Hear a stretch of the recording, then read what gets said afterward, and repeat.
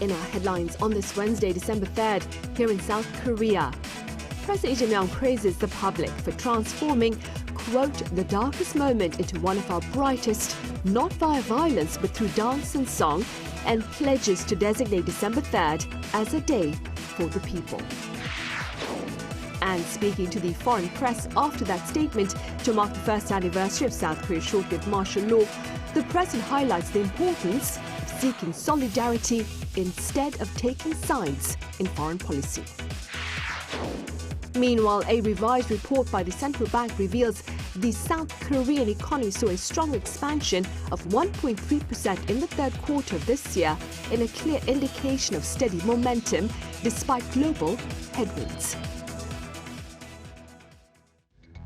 자유 헌정 질서를 지키기 위해 비상 계엄을 선포합니다. 국민 여러분, 지금 국회로 와 주십시오. 계엄 해제 요구 결의안을 상정합니다. 가결되었음을 선포합니다. 싫어. 탄핵하라. 충원 피청구의 대통령 윤석열을 탄핵합니다. 대통령 이재명.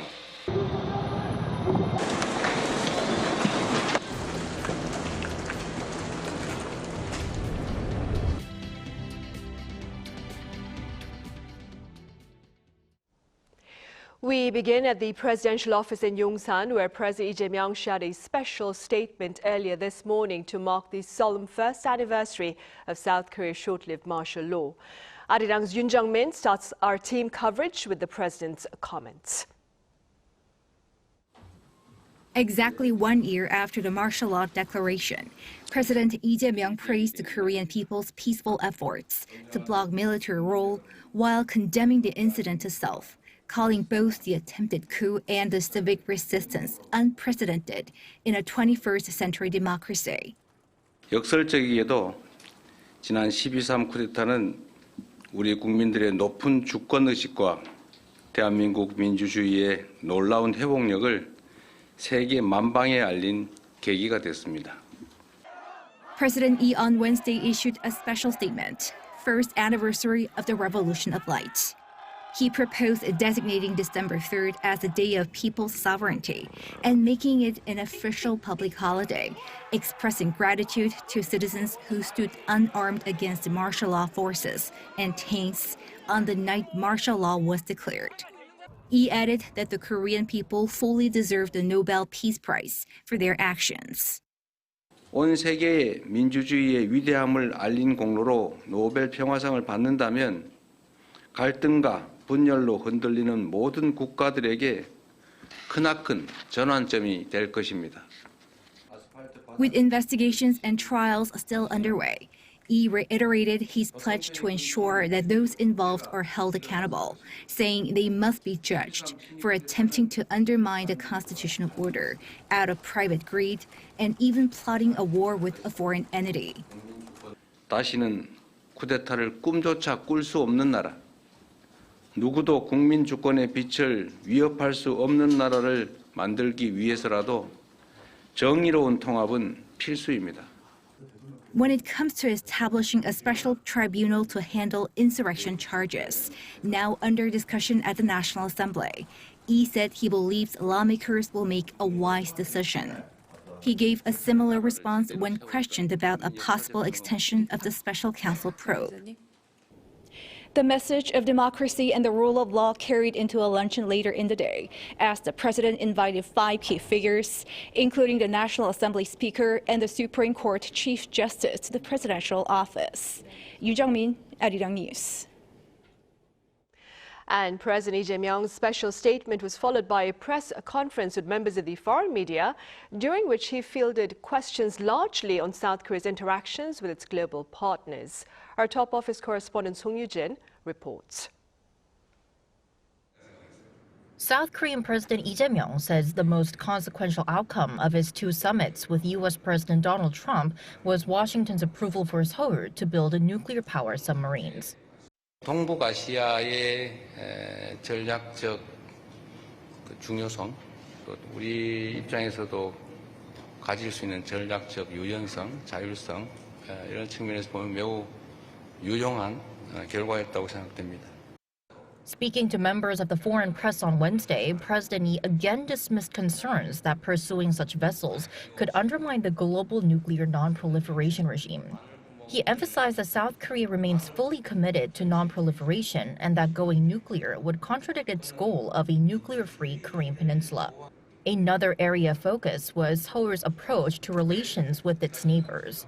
When asked about the escalating tensions between China and Japan, President Lee said taking sides would only make things worse.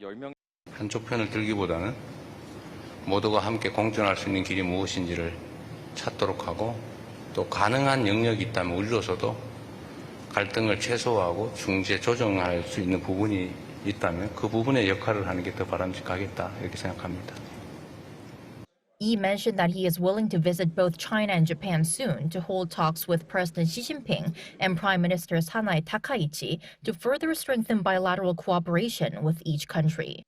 Looking at Russia, President Lee acknowledged diplomatic difficulties, citing the war in Ukraine and Moscow's deepening ties with North Korea.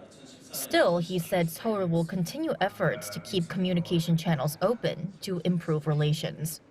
대한민국도 러시아에 대한 제재에 참여하고 있습니다.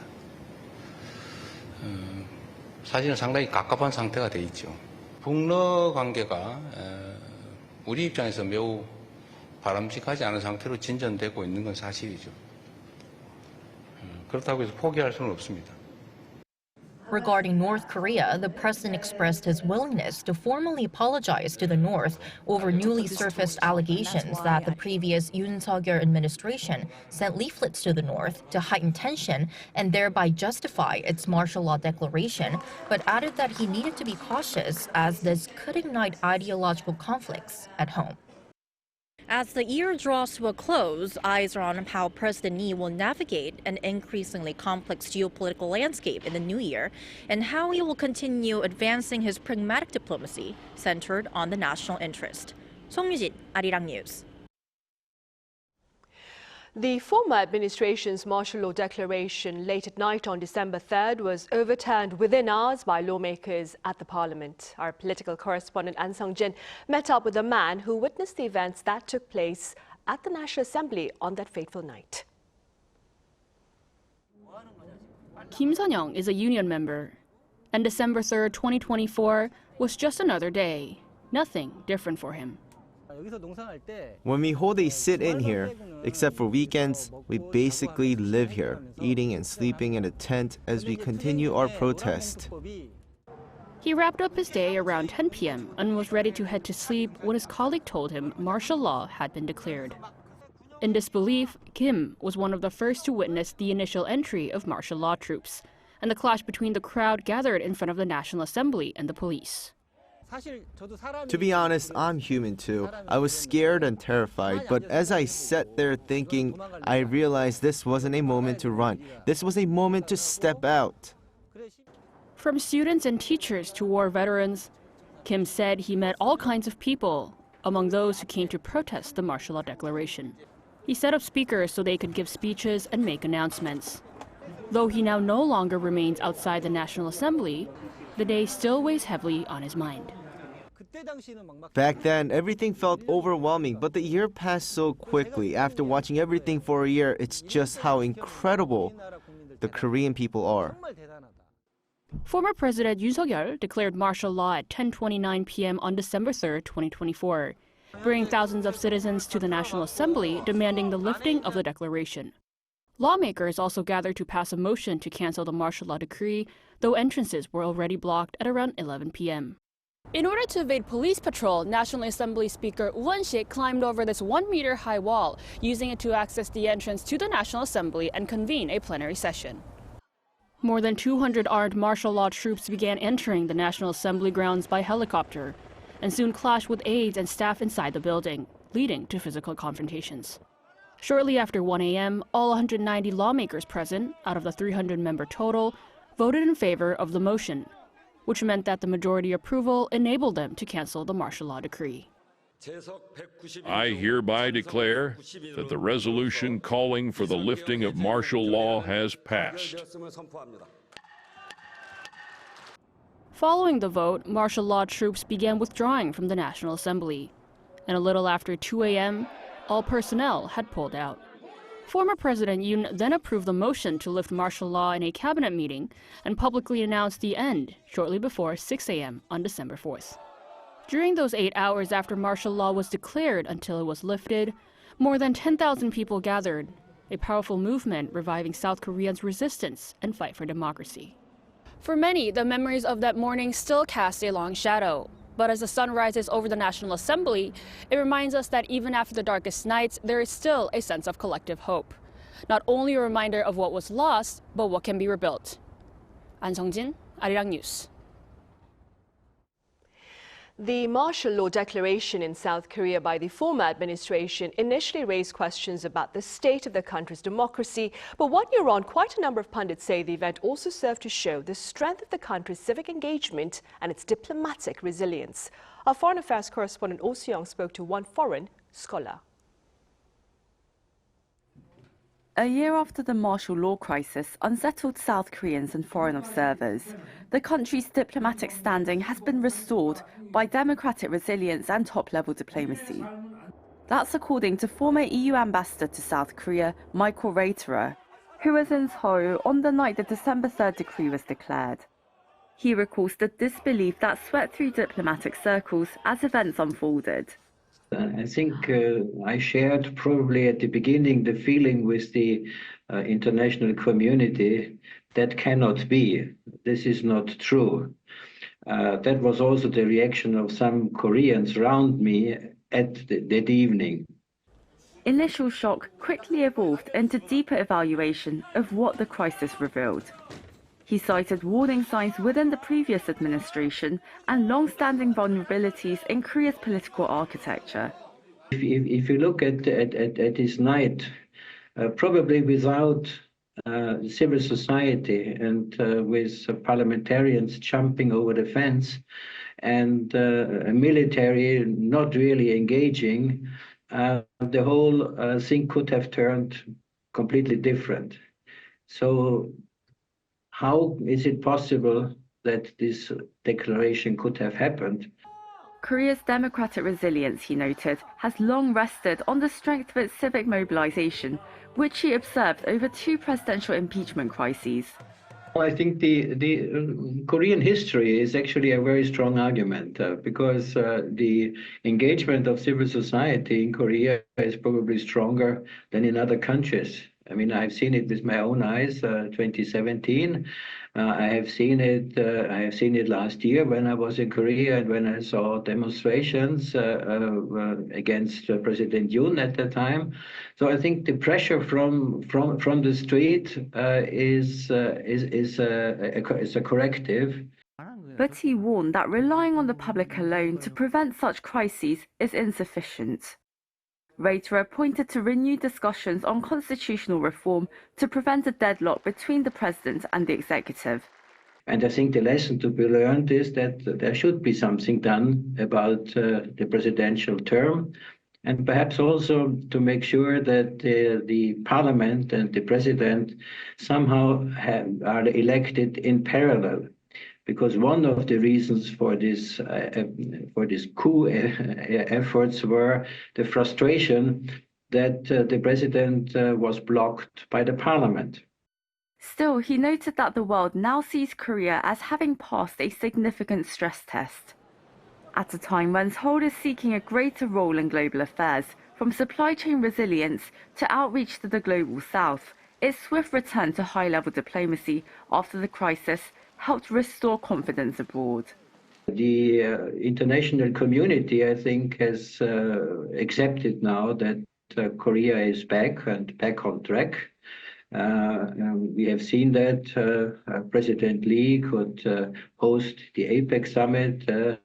He traveled to the United States.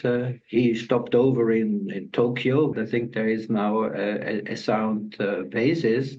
And You also have a foreign minister now, Jo Yoon, who has a long experience as a diplomat, and I think he can certainly make sure that the ship remains on course, even if there are some waves on the ocean. With Korea seeking greater influence from G7 level engagement to semiconductor supply chain leadership, Reuters stresses that foreign policy cannot be separated from internal cohesion. The country has to unite and stay together because there are big challenges to meet. And if foreign policy starts at home, then you have to be consolidated at home. And I think, therefore, Korea would have an interest to have a more cooperative domestic environment in order to be stronger internationally. 1 year on, Korea's partners believe the country's democratic foundations remain intact, but its foreign policy role will grow only as steadily as the institutions that support it. Oh Soo-young, Arirang News. The South Korean military, meanwhile, came under fire on the night of December 3rd last year. And in this following report, our defense correspondent Kim Bo-kyung takes a look at the efforts underway to regain public trust. Public trust in the military collapsed once again after former President Yoon Suk-yeol used the armed forces as a political tool in declaring martial law.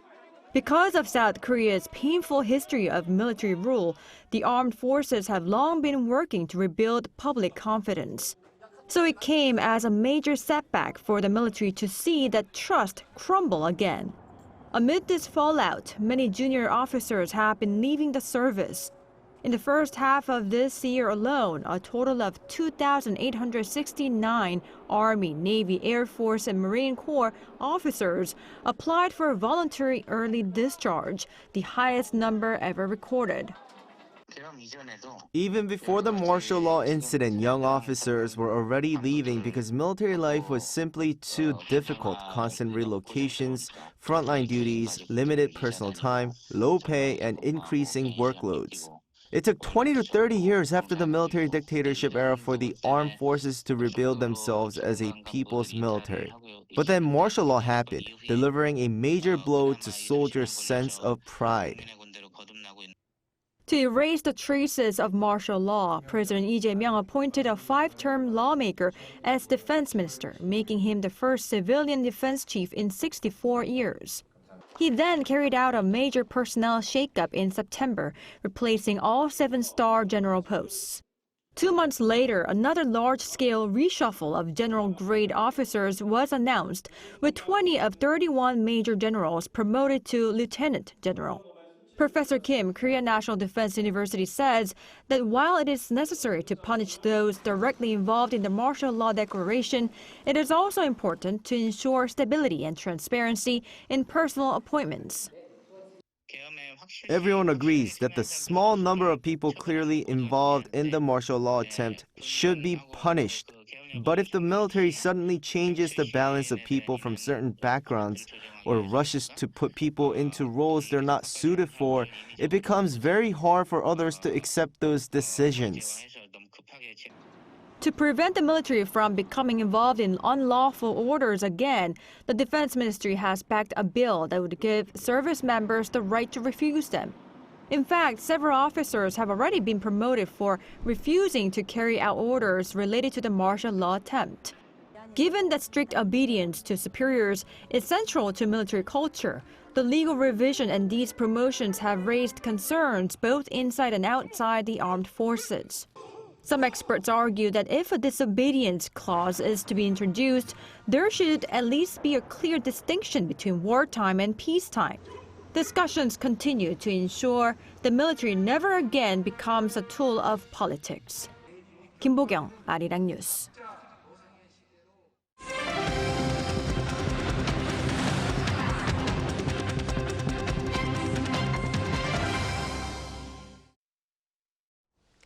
A revised report by the central bank reveals the South Korean economy saw a stronger expansion of 1.3% in the third quarter of this year, in a clear indication of steady momentum despite external risk factors. Our economics correspondent Park Jun-han has the latest.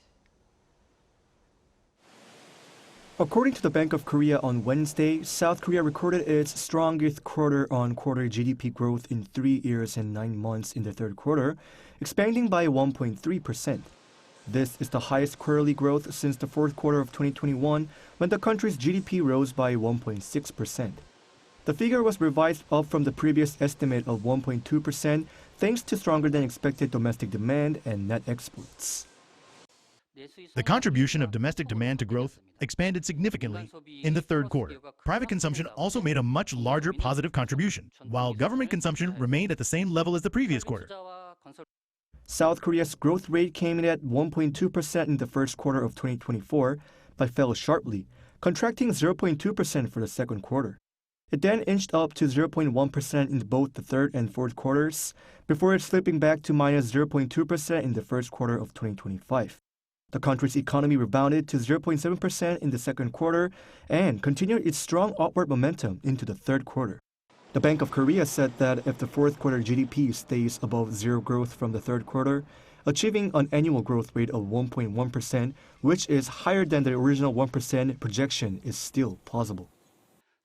If fourth quarter growth comes in between minus 0.4% and minus 0.1%, the economy can still achieve 1% annual growth. And if growth stays at zero or above, an annual rate of 1.1% is also mathematically possible. Despite the strong GDP growth, the income that actually flows into Korean households and businesses didn't rise as much. Real gross national income rose 0.8%, but nominal gross national income slipped 0.3%, as Korea earned less for its exports while paying for more imports, reducing the purchasing power of each export dollar. Park Junan, Arirang News. And the National Assembly late Tuesday voted in support of the government proposed budget of some 728 trillion won for next year. Our Lee Seung-jae covers that vote. The National Assembly has approved next year's budget, totaling 727.9 trillion won, or about $498 billion US. Lawmakers passed a plan just minutes before the legal deadline on Tuesday night, ending weeks of tense negotiations and delivering the first on-time budget in 5 years. The breakthrough came earlier in the day when the ruling Democratic Party and the main opposition People Power Party reached a last-minute compromise. Both sides agreed to maintain the government's proposed overall spending level, a key demand of the administration, and preserve several of President Lee Jae-myung's signature programs. Those programs include the nationwide local gift certificate initiative, which the opposition had previously argued should be scaled back. Under the final agreement, the parties decided to reduce $2.9 billion from a mix of artificial intelligence programs, policy funds, and several other categories. That money will not be cut from the budget entirely. Instead, the same amount will be reallocated to priority areas that both parties agreed require urgent support. Those areas include measures to strengthen the country's disaster recovery system following the massive fire at a state-operated data center earlier this year. The budget will also direct additional funding toward expanding the distributed power grid industry, which the government says will improve energy stability and technological competitiveness. National scholarships will also receive an increase to help families struggling with tuition costs during a period of slow economic recovery. In the end, both sides chose compromise over a continued stalemate. While keeping the overall spending level intact while adjusting internal allocations, the parties managed to meet the constitutional deadline for the first time since 2021. Lawmakers from both parties said the agreement was difficult but necessary to prevent funding disruptions for key public services. With the budget now approved, ministries will begin preparing detailed spending plans for 2026. The government says the new budget would prioritize economic support, national defense, and faster recovery from recent disasters while maintaining stability in state finances. Lee Seung-jae, Arirang News. Meanwhile, South Korea's foreign reserves rose for the 6th month in a row in November, reaching a 3-year high of over $430 billion US.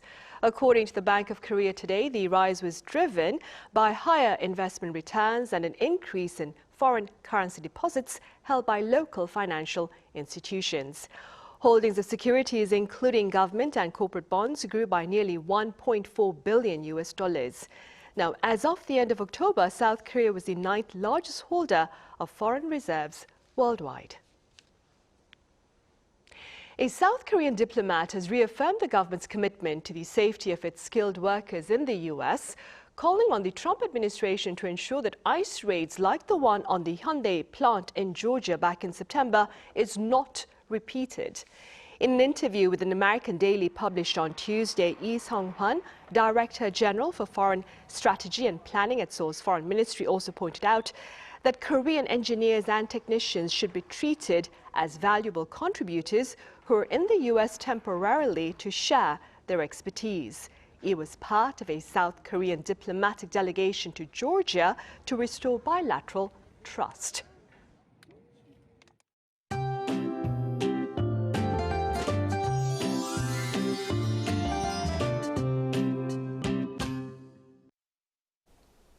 A strong cold spell came down from the north, bringing a bitter cold to the whole country.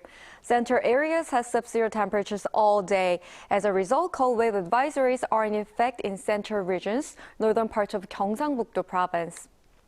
In addition, heavy snow is forecast for West Coast areas. Heavy snow advisories have been issued on the west coast of Chungcheongnam-do province, the Jeollado provinces, and mountainous areas of Jeju Island. By tomorrow morning, the west coast regions and the mountainous areas of Jeju Island will receive up to 10 centimeters of snow. The cold spell will continue tomorrow morning nationwide, with Seoul at -9 degrees and Chuncheon at -14 degrees. Daily highs will rise not too much, getting up to 3 degrees in Seoul, 6 degrees in Gwangju and Daegu. The first snow of the season is possible in Seoul tomorrow. That's all for Korea. Here are the weather conditions around the world.